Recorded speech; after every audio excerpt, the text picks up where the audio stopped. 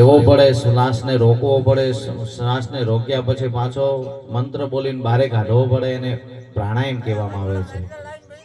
પણ આપણે ઓમ નમો ભગવતે વાસુદેવાયના જપ કરીશું તો સાથે ઓમ નમો ભગવતે વાસુદેવાય પણ બોલવાનું છે બધાએ.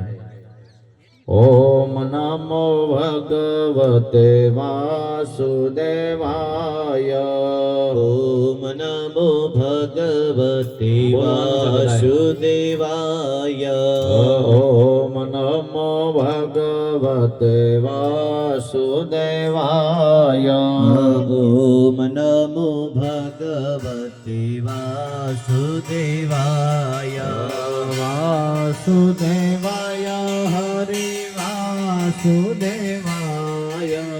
વાસુદેવાય હરે વાસુદેવાય. વાસુદેવાય કૃષ્ણ વાસુદેવાય.